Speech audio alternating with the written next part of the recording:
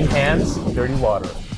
Quite a predicament. Also, the name of the latest EP from renforshort, who I am so stoked to have on the program. Welcome. Me too. Hi, thank you. Hello. Good to be back. How are you? I'm great. How are you? I'm just basking in your glow right now. Oh, thank look you. amazing. Thank Is you. this the stage fit? Yeah, this is a stage fit today. I'm trying something new.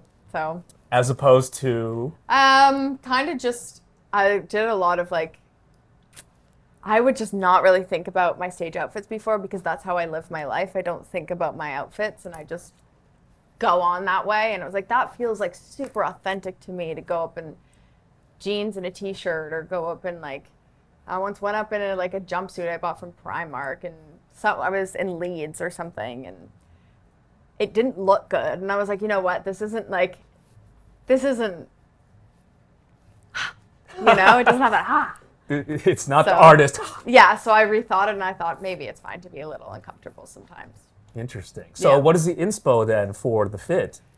This is very Emily Strange-ish. Yeah, right? I think Red, black, boots. Yeah, so the red was kind of a last minute decision, but I think I've been, I'm really into the 90s in general. I think a lot of people are. It's, coming back, kind of the sleeves of it and the, just bare just out there bones messy. And out there messy. Yeah, what's going on? I would never wear this outside, but yet you are wearing this outside. It's kind of become a little bit of a costume for me, which I think is fun because it's fun to put yourself in be someone else while still being yourself, but to have that kind of separation of, I know I'm playing a show because I feel it on my body, if that makes sense. It probably doesn't make any sense.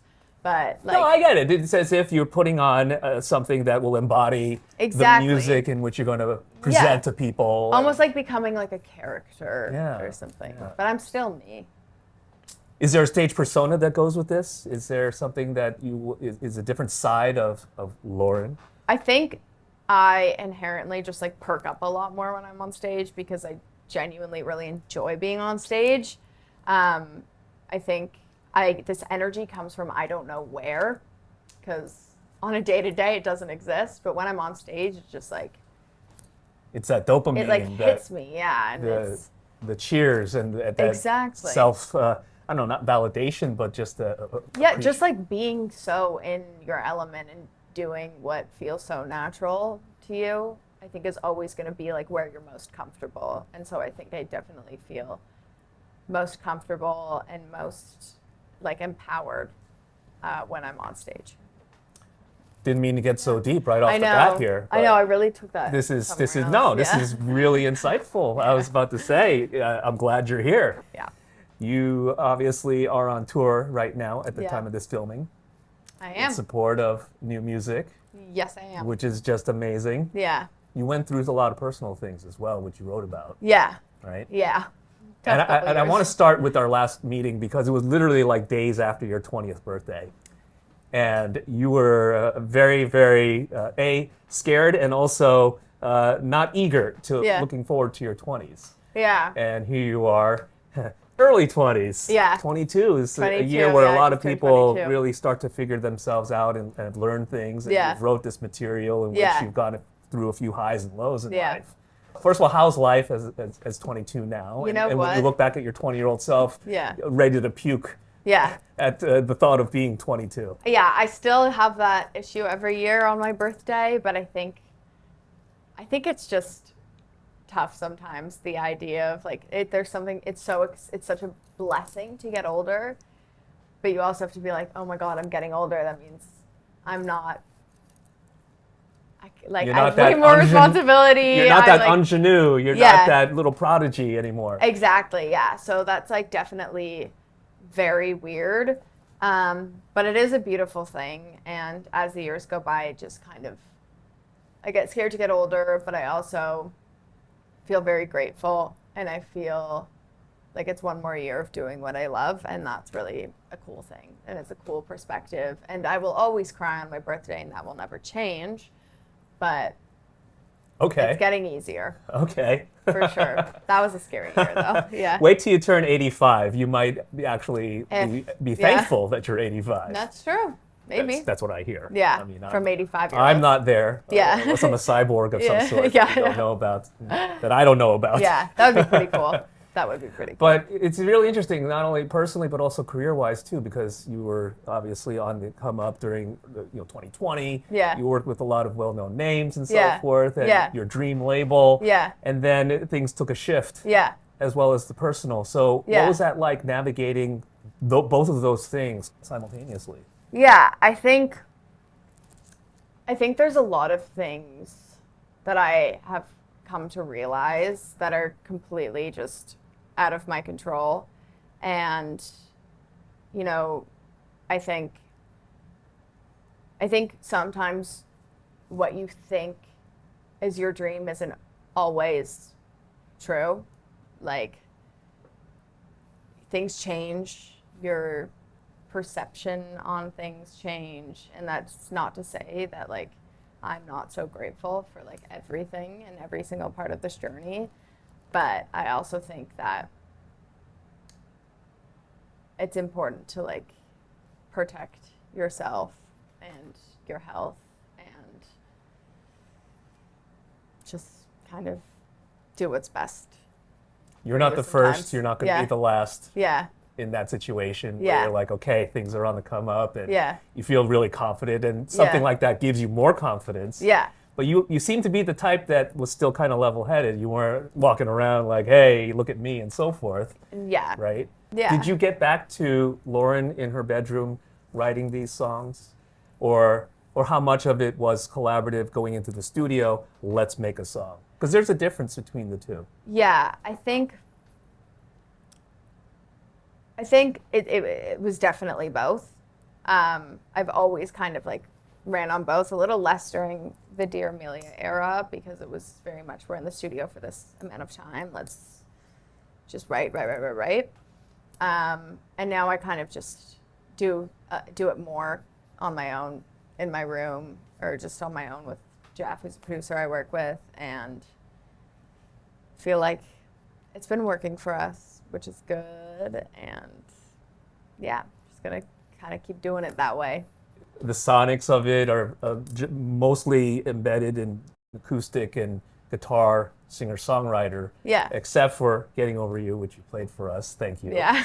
I love that song. That's why I requested that song. Thank you. Bass-driven. Yeah. I don't know if it's the funky vibe to it or what have you. What were you listening to that kind of gave you the seed to say, hey, let's make something like funky like this? Yeah, I was kind of just listening to a lot of disco-esque music, like Boney M, I love, and I was listening to a lot of them. And then ABBA, obviously, Bee Gees. I was like what I was really into at the time. And I'm always into it. I think on that particular week, I was really into it. And I wanted to do something that just had a little bit more musicality and oomph, if that makes sense. I love it when you go oomph. Yeah. Oomph. Yeah. Do you think you'll do a little bit more of that? Oomph? Yeah, 100%. Yeah. Because that's a vibe. The lyrics are kind of like Gloria Gaynor, I Will Survive. Yeah, like 100%. I'm getting over you. Always inspiration. Yeah. 100%. That was kind of like, let's make a I don't need you song. Yeah. You're not good for me. I'm going out tonight. I'm having fun. I'm in London. Yeah. Bars don't close till 6. Exactly. That's whoever's in my bed is whoever's in my bed. Yeah, that's how it had to be. Yeah. So you had a Brat Summer. No. Oh. Very demure. Yeah. Very mindful. Exactly. It was very relaxed and very beautiful. And I loved it.